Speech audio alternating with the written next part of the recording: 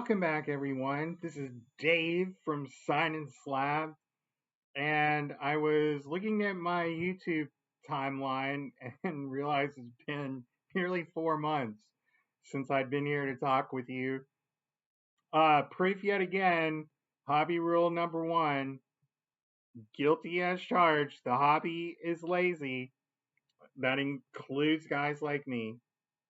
So if you're out there in the hobby and you're lazy, realize you are not alone. Everyone around you has their moments, including me.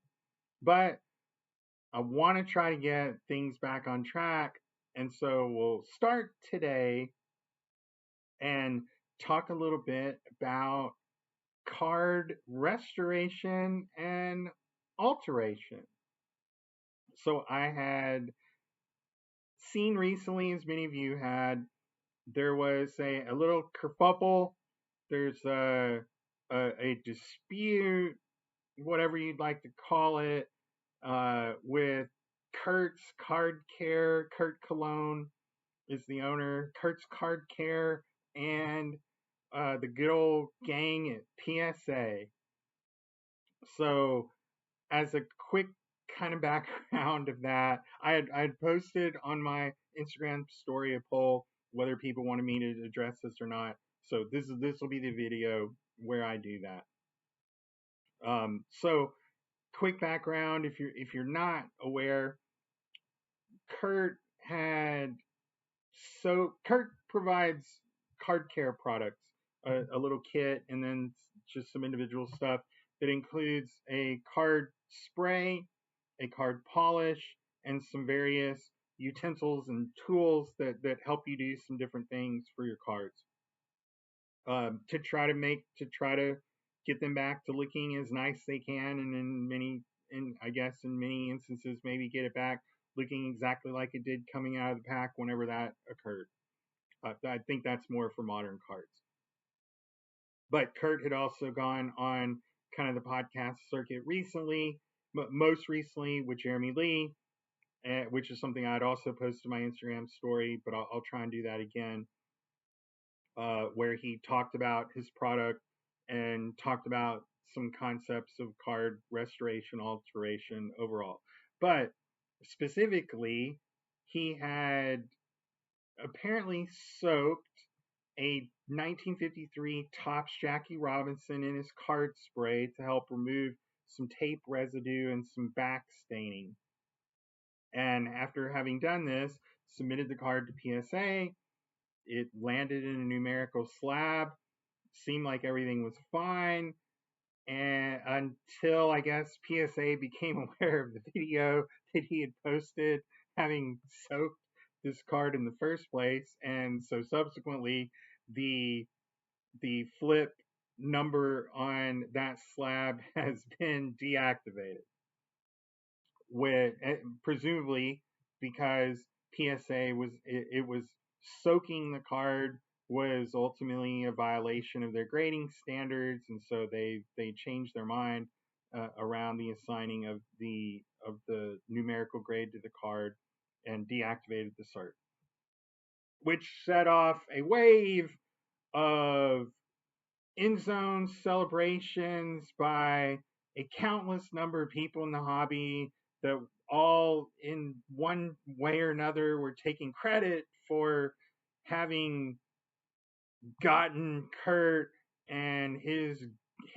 grifter product of and deception machine around his cleaning of the cards.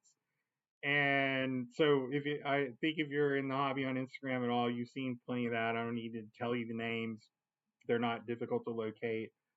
They're still, a lot of them are still busy taking quite a bit of credit for getting one card decertified in related to a topic that's sort of been around in the hobby for a number of decades.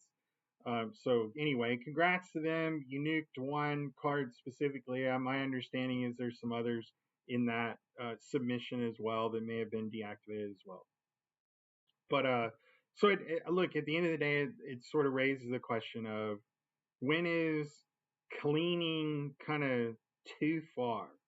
Well, At this point, I think we can feel pretty certain that posting videos of your cleaning is very likely to be too far.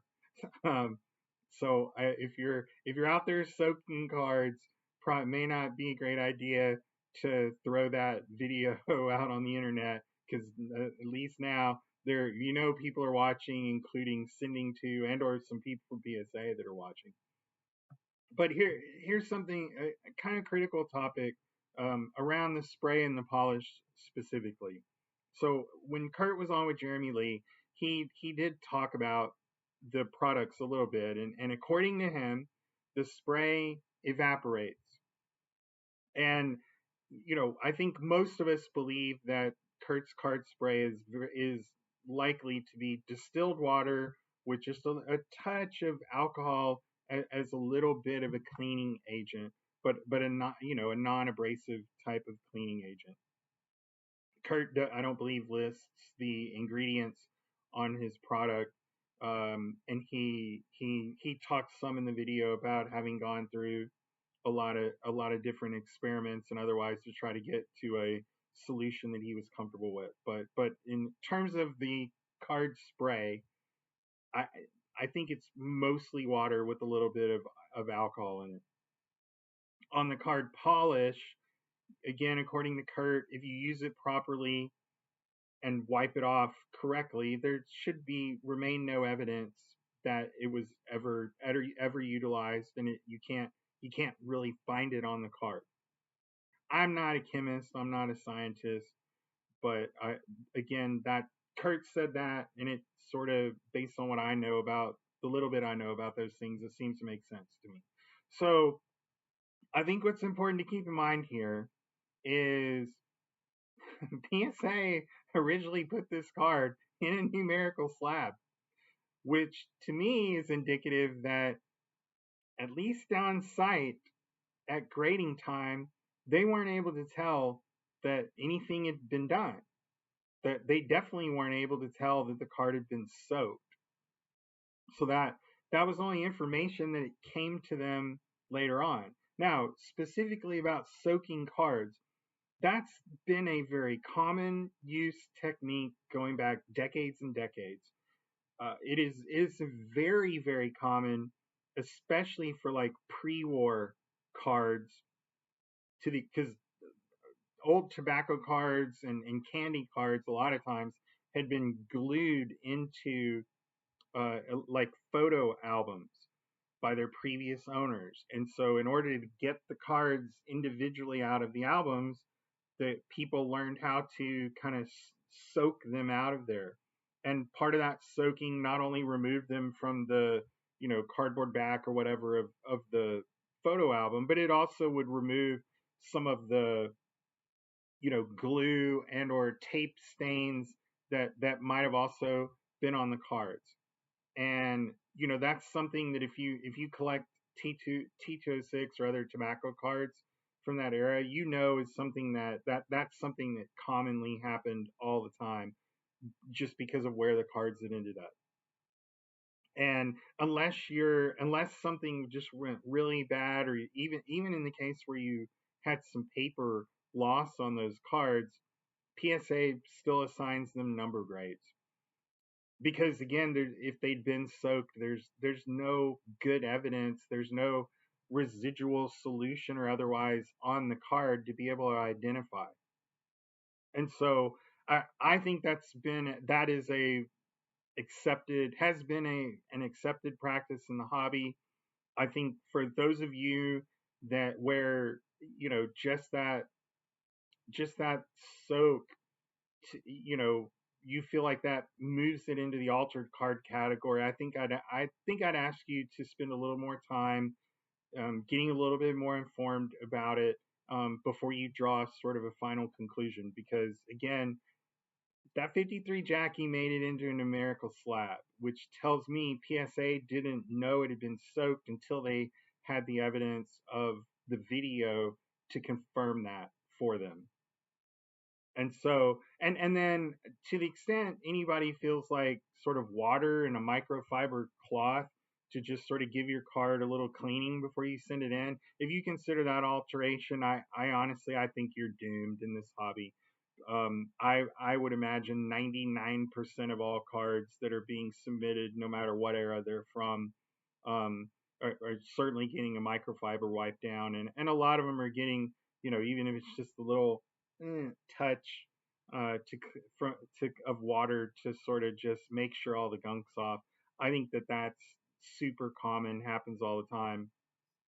I don't consider I don't consider that alteration, and I don't think the hobby really as a whole does either. Again, to the extent that there's nothing left for anyone to identify. And I know that the armchair lawyers out there will point to PSA's guidelines, but again, PSA's guidelines around solvents and other things I think is more meant for things like bleaching or other agents that can be readily and easily identifiable as having happened to the card. A good little clean off, I think, is going to be difficult to ascertain. And as we've seen in many instances, and particularly in this Jackie Robinson instance, even if it had been soaked, I don't know that they're able to tell that. Now, I think that the next topic that this should sort of lead you to is, okay, great. We got, some people. You got Kurt. You got Kurt in one of his submissions. Maybe he's been banned from PSA now. I don't know. But I think the question you have to ask yourself is, what's next? So we got this one because of an internet video, but and other people have talked about this next point, the very first card that ever made it into a slab at PSA is a doctored T206 Hannes Wagner. That's well known. The perpetrator has admitted to it on the record.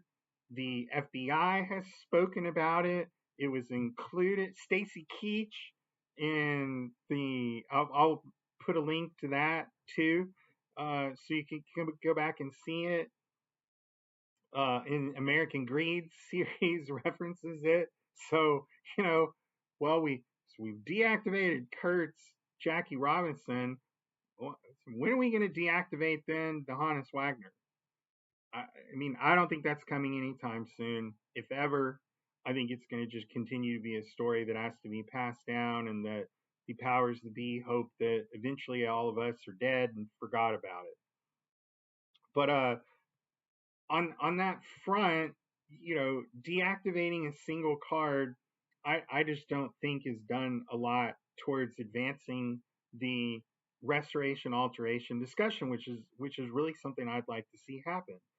But as we know, the hobby doesn't generally mature at a rate that is discernible to most people. And so,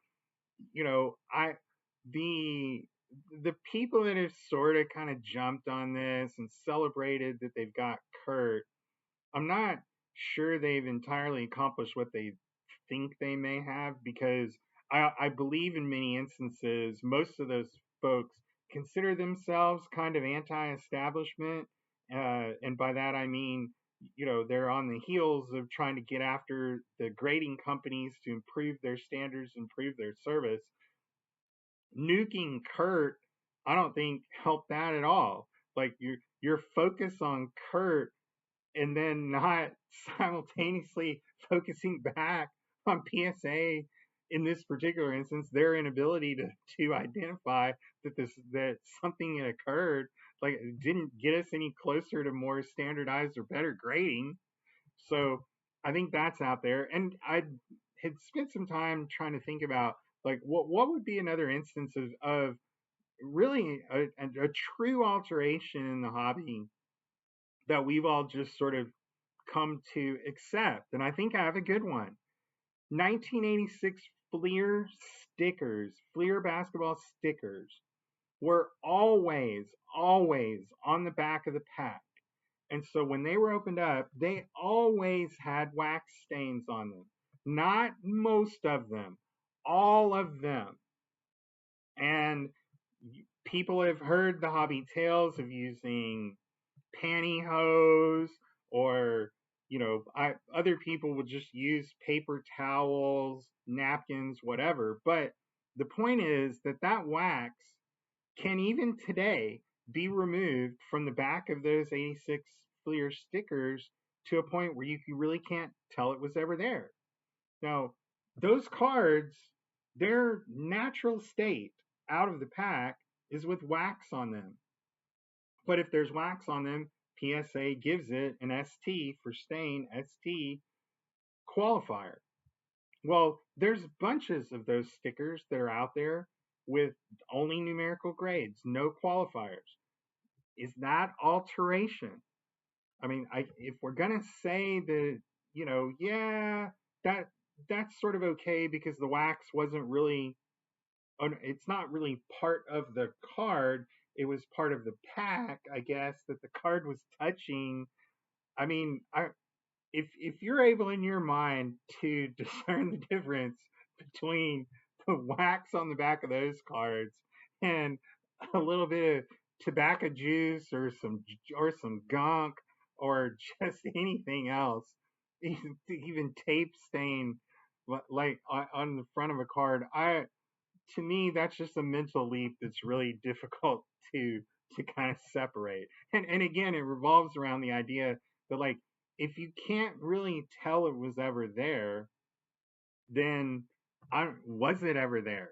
And does that, if you have sort of hobby knowledge, I guess, that something really ought to and should have been there and it's not now, what does that mean? Another one that I can think of, again, with tobacco cards and caramel cards, especially like 1914 Cracker Jacks. They were all in the box. They were all touching the Cracker Jack. But there are some copies out there that showed little to no staining whatever from the candy. Do we think that was because, were those like the first off the line Cracker Jacks that got opened up and people got the card out and, put it over here in Uncle Larry's, credenza or whatever? I mean, again, there there are certain things that just exist in the hobby, and there's been restoration work that's been done forever. I'm one of the people who would tell you, if a 1914 Cracker Jack doesn't have stains on it, we should decertify any of them that are that high of a grade, because they touched the caramel. If it didn't soak in and it got wiped off at the time, I personally don't view that as being that much different than, Kurt or whoever taking a little spray and wiping the gum off a card. Again, as long as you can't see it, to me, it's difficult to sort of legislate that into the grading process. You've got to get down to some chemical level to be able to identify it if it occurred. So to me, that, again, that's important. Around, we've made a move now where we kind of got a guy, but getting the guy hasn't led to improvement in the service. So that it feels like maybe we still haven't quite hit the mark, which is why I feel like some of the Inzone celebrations and the, oh, we got Kurt, is in many ways a little bit misled. But maybe y'all know Kurt better and he deserved it. But I don't know Kurt, or not well. I've DM'd with him a few times. He seems like a nice enough guy to me. But from my perspective, again, if you can't see it, I'm not really sure what you're supposed to be able to do about it. And then on the decertification side, there's still obviously a lot of work to do. One of the funny things back from the trimming scandal was the previous owner at PWCC had indicated in a video that pictures don't matter as evidence. Well, I think, and maybe they still don't. Pretty clearly right now, courtroom testimony and admissions of guilt that the FBI are okay with are definitely not enough evidence to decertify cards. But videos on the internet, that's apparently enough. So then leads me to the next point. I haven't really heard anybody talk about this, and I'll actually try to do a separate video on this topic. But are we sure that Kurt still owns the card? And the reason I ask that is if the card, which had landed in the numerical holder, if it had changed hands from its original owner to a second owner, PSA's authenticity and grading guarantee should have kicked in. So now we never really hear much of anything about this kind of stuff. Uh, Probably because I suspect that in order to collect anything on these guarantees, you have to sign a non-disclosure agreement, which, and I guess to the extent that cards are taken out of circulation and destroyed, that's fine. But like, I'm not who's checking the checkers. I don't really know. But to me, it's an interesting point because the Jackie Robinson was definitely an authentic card. And so if it had changed hands, theoretically, it should have kicked in under the guarantee. And whatever the value difference is between a PSA 2.5 and authentic, should have been available to that new buyer. So I'm suspicious that maybe the entire story of this card is not quite over yet. And we're speculating that it got deactivated because of the work, but I do actually expect this card to end up back in a holder at some point. At worst, it'll end up back in an authentic holder. At double worst, it's gonna get popped out, maybe soaked again, gang, or have a little bit more work to try to get a bit more of the tape stain off and get sent back in. Now that if it lands in a numerical holder again, we may not know. Maybe the internet sleuths have good enough photos of the card now to actually know if it comes back around. I mean, there can't be that many 53 Jackies getting graded today, but I'm sure there are still some from different binder collections and things like that. So, stay tuned on that front to see if it comes back. But to me, it's interesting to think about like when and where should have and could have the PSA guarantee kicked in here. I know a lot of the talking heads in the hobby like to talk about how valuable that is. Again, I'll do a separate video on what I think about the PSA guarantee and actually try to educate everybody a little bit because I know hobby rule number one, you're lazy. Most of us, including me, up until the last week, I had to refresh myself on exactly when you could not um, claim that from them. And so to wrap this up, for me, seeing the video evidence that I did, and without really knowing what's in the spray, I don't know that the soaking troubles me a ton. I know that other people have some concerns about that from the long term results of what could occur with it. But again, the hobby's sort of proven over decades that the water, certainly distilled water, especially, eventually just evaporates out. I don't believe that it changes the molecular composition of the cardboard. And from that standpoint, I don't, what did it really do? I do think when many of the different creases are sort of decreased, there's still evidence that a crease is there.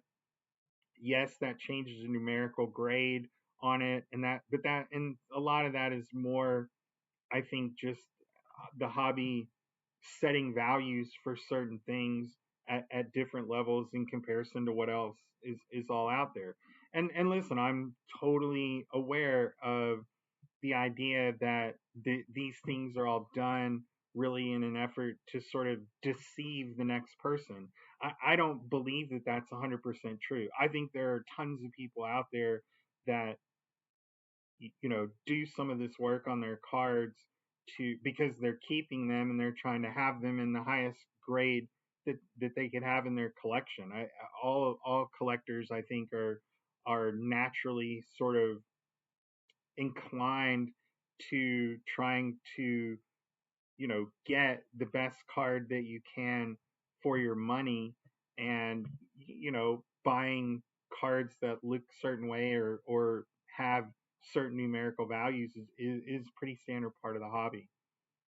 And I think Kurt may have just kind of drawn the ire of everyone here temporarily around the restoration conversation. And so I'm not trying to give him a free pass. I'm trying to take a little more holistic view to it, and think about, what happened, what implications there may be, and sort of what are the next steps to see if we can't evolve the hobby in the right direction. And I should add, I know a lot of people have tried to kind of compare cards with comparing cards with art, and art restoration is pretty silly in my view, because most of the artwork where this sort of stuff is happening to are one of one originals. And so, trying to preserve that in a viewable format is something that I think is worthwhile. Some people then compare cards to comics. They're both made of cardboard, but they're very different mediums. And so, in the restoration world of comics, there's been some argument that, like, in that world it's okay, in cards it's not really okay. Again, I think they are two pretty distinctly different mediums, and so I'm not sure that there's a lot of rules that we can apply to it. There's absolutely things we can kind of learn from it, especially in the restoration world as it relates to comics. But I don't know that there's just a broad brush that we can paint over those to be like, oh, well, it's okay over there, it should be okay over here, or we should be able to define what's okay in the card space. I think that's tough to do. I think they are different and have some different issues to tackle. But at the end of the day, it was exciting. I do want to congratulate Kurt for getting this much attention. His if his 15 minutes of fame are up, I mean, I think he did. I actually think he did a pretty good job of becoming semi-famous. I mean, there was like a whatever $500,000 or more expensive Wimpy that passed through PSA, and Kurt got a shout out right there in their conference room. So I mean, that's really the peak of it there. And then maybe having your card decertified because you posted your video of duping them on the internet. I'm not sure you really duped them, but posting that on the internet's your valley. So anyway, he's had quite an interesting couple of weeks here. But until next time, please leave comments. I'll answer questions. Happy to have some dialogue around this, as long as people don't go too crazy or about it. But anyway, I appreciate you hanging in. I hope this was helpful and entertaining, if nothing else. So until next time, Dave at Sinus Lab signing out.